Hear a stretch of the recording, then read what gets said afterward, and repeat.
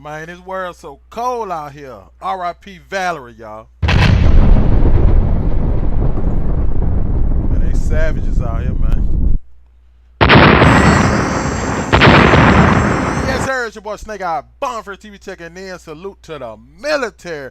And I have some sad news to report. Bond for the military. Like, share, and subscribe. Make sure you share this video, y'all. Valerie Reyes, man. Everybody's talking about it. I'm going to get right into it, man. Salute to the military, though, for dropping them bombs before we get lit. And also, man, don't play with that like button, man. Let's get right into it, man.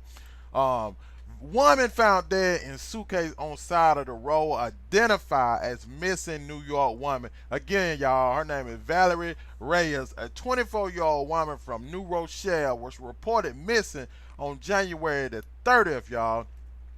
They found the woman dead and bound in a suitcase in a wooded area of Connecticut. They identified her as a New York resident who was missing the last week. Greenwich, Connecticut police said the woman was Valerie Reyes in New Rochelle, New York, who was last seen on January the 29th and reported missing the next day after she did not show up from work.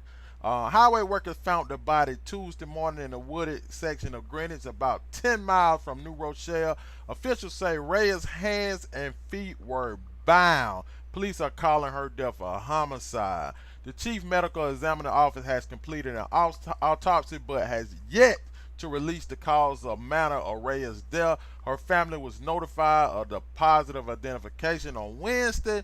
They are obviously devastated by the loss of Valerie, and our heartfelt condolences go out to them, Greenwich Police Captain Robert Berry said in a statement. The Greenwich Police Department is dedicated to identifying those responsible for the death of Valerie and ensuring justice for her and her family. Greenwich Police are working with New Rochelle authorities and other law enforcement agencies and have received numerous tips about their case. Y'all, this is a crazy case. My prayers go out to Valerie's family. Condolences, man. This just sad, bound and stuffed in a suitcase, y'all, after being missing since January the 30th.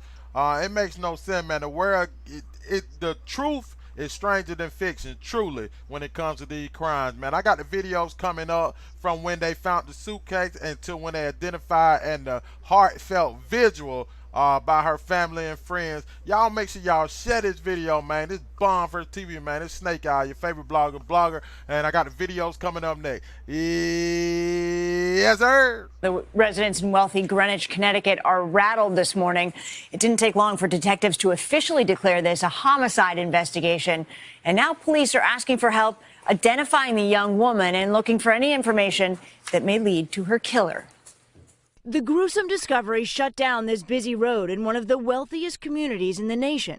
Highway workers finding the body of a young woman, fully clothed, stuffed in a suitcase, her hands and feet bound. Our focus right now is obtaining that identification of the victim so that a proper notification can be done to the next of kin. Police believe the victim is between 18 and 30 years old. We have received some leads on some, I would say, possible identifications of the victim, but at this point, nothing is confirmed. Greenwich is home to many rich and famous residents, a beautiful area of Connecticut dubbed the Gold Coast. For some, news of a young woman found dead trigger memories of another high-profile crime more than 40 years ago. Martha Moxley was killed in 1975. Bludgeoned and stabbed with a golf club. She was last seen with Robert F. Kennedy's nephew, Michael Skakel, who was 15 at the time. Skakel would eventually be convicted of the crime nearly 3 decades later. He always maintained his innocence, and the Connecticut Supreme Court eventually vacated that conviction, leaving the case unresolved. Now residents are faced with another murder, and so far, very little to go on. Police say they don't know how this young woman died or where. They do not believe she was killed on the side of the road. This is going to be a long, methodical process. We want to make sure we do things correctly and have verifiable information before we put anything out. Police already canvassing the area for video, including at a nearby gas station. This is unnerving. It's a little scary, but, you know, I guess the Greenwich Police Department is great and they'll do their job and get everything handled the right way.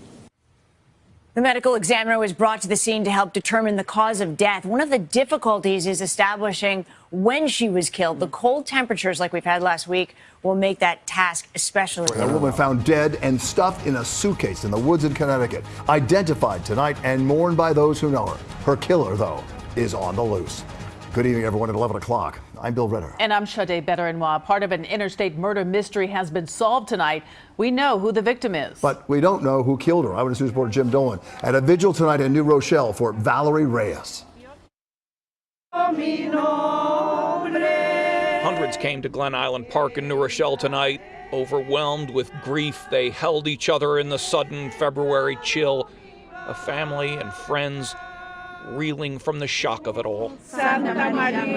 They prayed because prayer is all that's left of them now. And they cried because even prayer isn't enough. You don't have to understand the language to understand the anguish. My daughter was very strong, Norma Sanchez said tonight as she looked to the heavens for hope. It is just now so hard to come by. 24-year-old Valerie Reyes' body was found in Greenwich, Connecticut on Tuesday, bound by her hands and feet and stuffed into a suitcase that was discarded in a wooded area off of Glenville Road. Valerie had been missing since January 29th. We had hope that she would come back. From what we last knew, she was in the city. And that's all we knew, that she was in the city, so we thought she was looking for help. My daughter did not deserve whatever you did to her. My daughter was pure. There were tonight so many tears. Family and friends held each other, diminished by all they lost. Everyone that met Valerie loved her. These past few days I've been getting messages from people that met Valerie, that worked with Valerie. And they all tell me what a wonderful person she has been to them. Sooner or later he will get caught. I know it, I know it. The family prayed tonight for justice. Deeply religious, they are confident they'll get it in the next life. They are hopeful they'll get it much sooner than that.